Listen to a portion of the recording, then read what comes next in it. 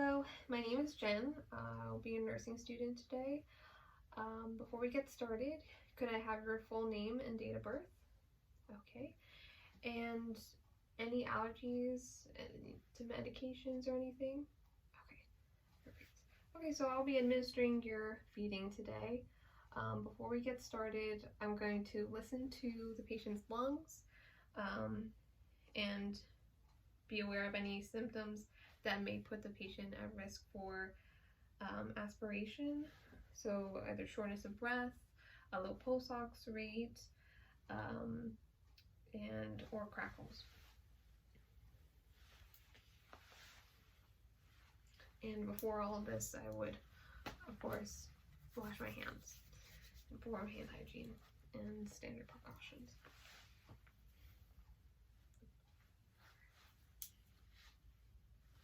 So just listen to that. All right, take a deep breath for me.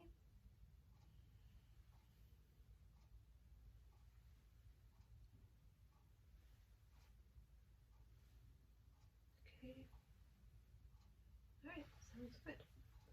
All right, and then I would do a focused bowel assessment or abdominal assessment, and ask of the patient how frequently they're going to the bathroom, what their consistency is for their bowel movements are, whether they're watery or formed, and I would also look and inspect their abdomen, see if there's any distension, see if there's any signs of nausea, if they're vomiting, and we want to have active bowel sounds.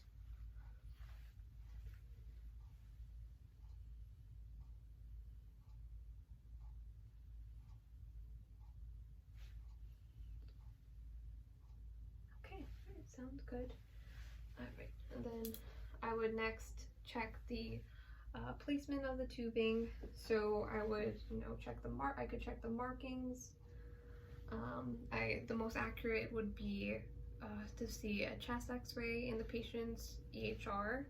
I could put on clothes, and I could check and aspirate the patient's stomach contents, the gastric contents. So I do so by capping. Oh, that's not good. Okay, hold on, I'm right there.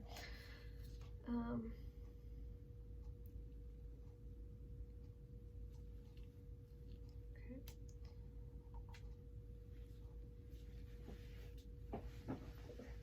In a real situation, this wouldn't happen. I would have this on the table. Do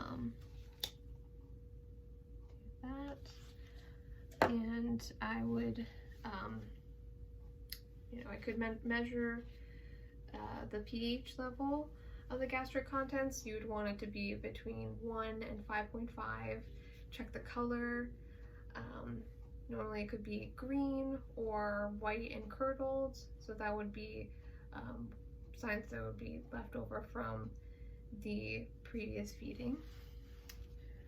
And also could see the amount. If there's more than 60, you would put it in a graduated container to see how much it would be, and sometimes depending on hospital policy, you may return and replace the gastric contents, or sometimes even skip the feeding.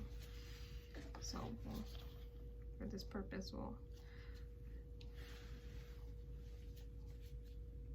return it this time. Okay. Alright, and then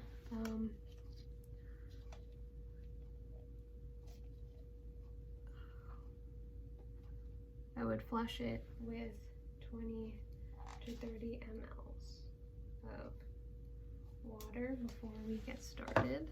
I would also, before I forget, I would also have the patient have the head of the bed at least 30 degrees to prevent aspiration. So the first feeding I'll show is the intermittent feeding by gravity using an open system. So after doing the necessary steps before we get started, I'll go ahead. I would flush my, as I did, I flushed the feeding tube already. I'll check the EHR, make sure that I have the appropriate formula for the order and the right frequency. I'm using this. And would look at so this is a can of the formula. Look at the expiration date, and I'll clean the top. And I'll shake it. Okay. All right. Then I have my bag right here.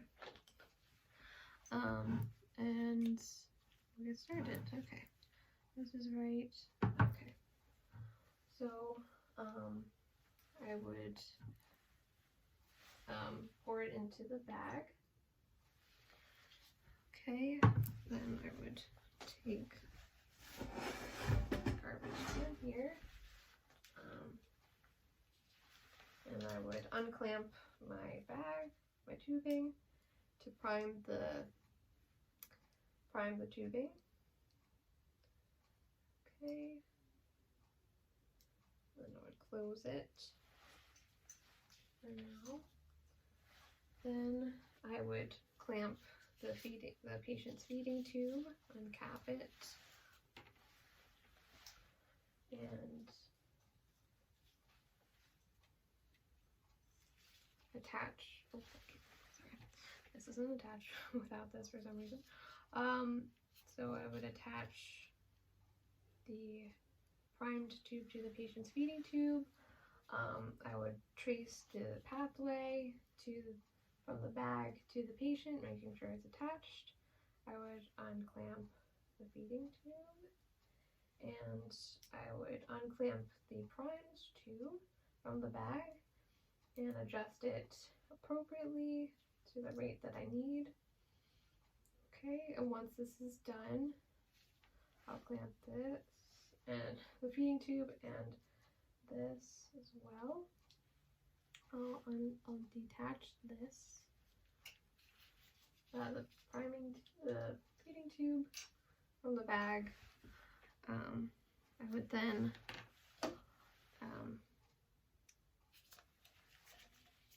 finish the feeding. After finishing the feeding, I would take 20 to 30 mils of water and flush the tubing. Okay, cap it, and perform any mouth and oral care for the patient. Have them sitting up upright at 30 degrees for at least 30 minutes, and that's for that feeding. All right, so this is just a continuation. You can't see me because it's a little crooked. I'm so sorry. So this would be the bolus feeding. And before I proceed with the feeding, of course, I would perform all the necessary steps, such as verifying the order, assessing residual volume, elevating the bed at least 30 degrees, and verifying the placement. Beforehand, I would perform hand hygiene, putting on gloves, clean gloves, non-sterile gloves, and I would check the expiration date on the formula. I would shake it. Okay.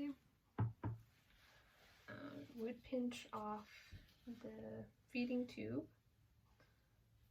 and would remove the plunger from the syringe and uncap this.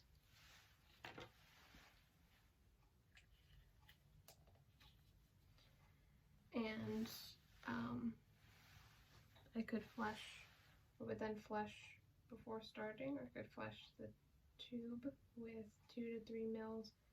20 to 30 milliliters of water, depending on hospital policy at times.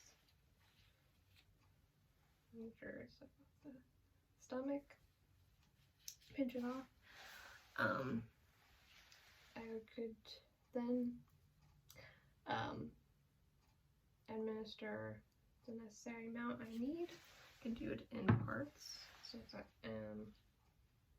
it's not all at once. So then I would unclamp the tubing, making sure it's about 18 inches and no more than that above the patient's stomach, so that's not going too fast or going too slow.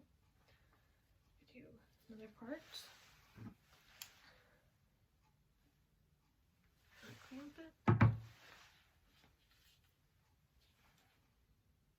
Okay. And water.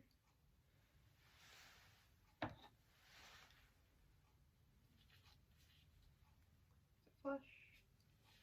And remove the syringe. And recap. I would have the patient then sit up for about 30 minutes after feeding and have the call bell.